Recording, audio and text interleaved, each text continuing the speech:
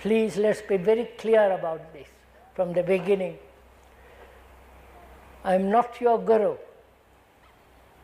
I hope that's clearly understood from the beginning, that you are not my followers. Because those who follow somebody destroy truth. We are not proselytizing or convincing you of anything. We are going to reason together, talk over together, investigate together, explore together. And therefore, there is no authority. There is no spiritual leader. To reason together, one must not start from any conclusion, from any belief, from any dogma which conditions the mind so that we cannot reason together. Because I am not a Hindu.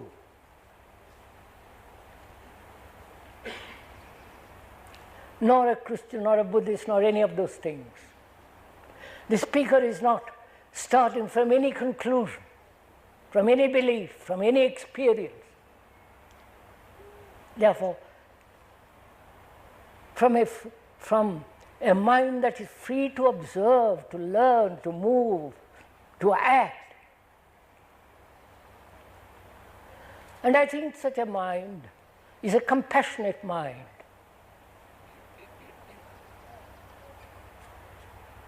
Because compassion has no cause.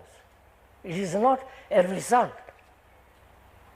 Please understand this. This is very important because we are going to go into this very deeply.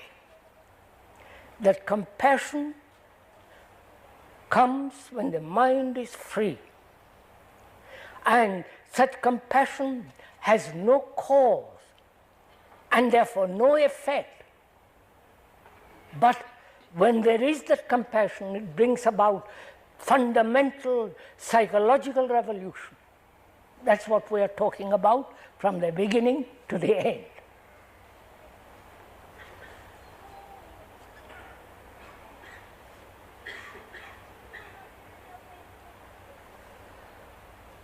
So we will begin by asking ourselves, what is it that we are seeking? What is it that we are wanting, each one of us?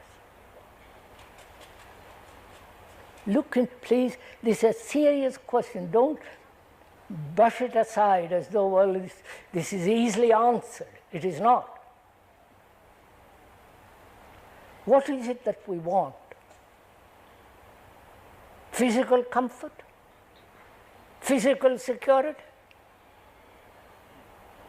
Or deep down there is a demand or a desire to be totally secure in all our activities,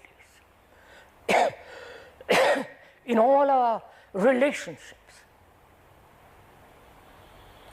to be stable, certain, secure, permanent. Is that what we are seeking?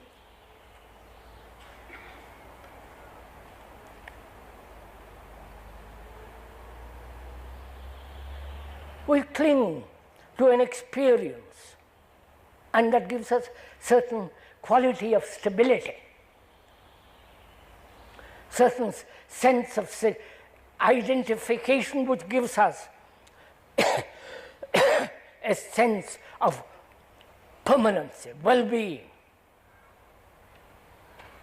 In that there is security, right? In a belief there is security.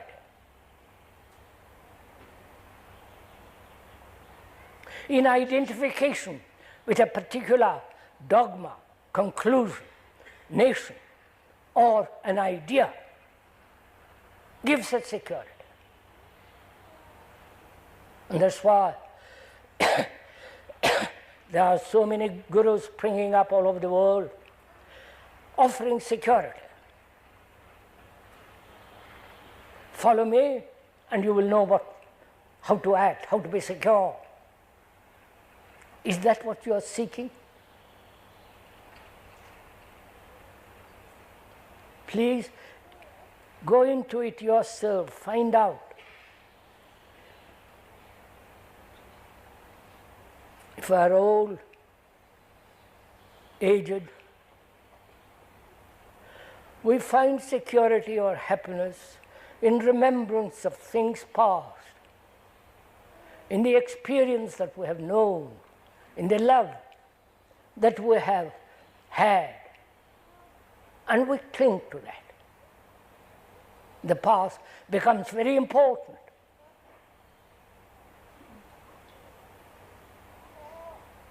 And if we are young and lithe and cheerful, we are satisfied for the moment, not thinking about the future or the past.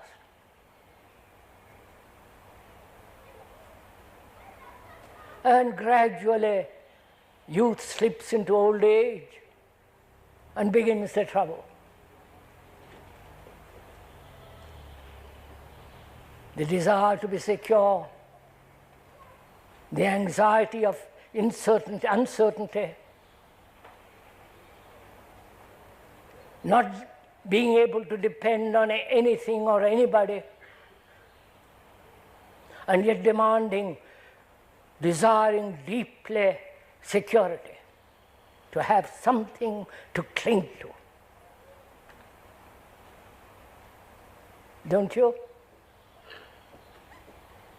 You are really deeply honest.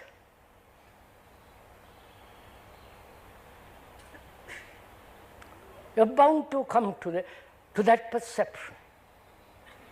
Please may I again remind you all, if I may, this is not an entertainment. This is not something that you come for Sunday morning to listen to somebody Oriental and say, good Lord, what is he talking about? Is he a mystic? Is he this or that? You know, all that blah. And also, if I may point out very carefully that this is a serious gathering. For me at least, what we are talking about is very, very serious. When I spent over 50 years at this.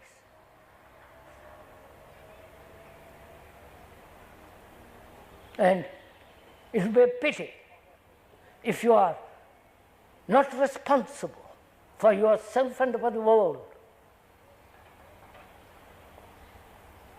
and merely be satisfied superficially and live for the day, not be concerned for tomorrow.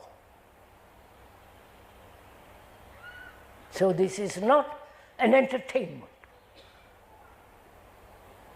This is not something ideologically which you accept or deny, but together.